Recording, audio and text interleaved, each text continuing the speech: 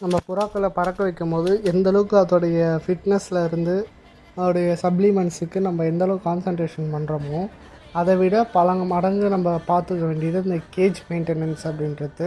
Gauge மெயின்டெனன்ஸில் என்னென்ன வந்து பார்த்திங்கனாக்கா அதுக்கு அது ஸ்டே பண்ணுற இடத்த வந்து நல்லா க்ளீனாக ப்ராப்பராக வச்சுக்கணும். ஏன்னு வந்து பார்த்திங்கன்னா அது போகிற மோஷனில் இருந்துச்சுன்னா நம்ம அதோடைய ஃபிட்னஸ் லெவல் எந்த அளவுக்கு இருக்குது, இதுக்கப்புறமா அதுக்கு வேறு எதுனா ப்ராப்ளம் இருக்கா, டயரியா இருக்கா, இல்லைனாக்கா ஃபீவர் இருக்கா என்னன்றது ஐடென்டிஃபை பண்ணுறது வந்து நம்ம அந்த மோஷனை வச்சு தான் நம்ம செக் பண்ணுவோம். ஏன்னா அது சாப்பிட்டதுக்கான செரிமானம் கரெக்டாக ஆகுதா என்றது ஃபுல்லாகவே நம்மளுக்கு வந்து மோஷன் வழியாக தான் தெரியும். ஸோ நம்ம இந்த கேஜ் மெயின்டெனன்ஸை ப்ராப்பராக பண்ணால் மட்டும்தான் அந்த புறாவை நல்லபடியாக பறக்க வச்சு பார்க்க முடியும்.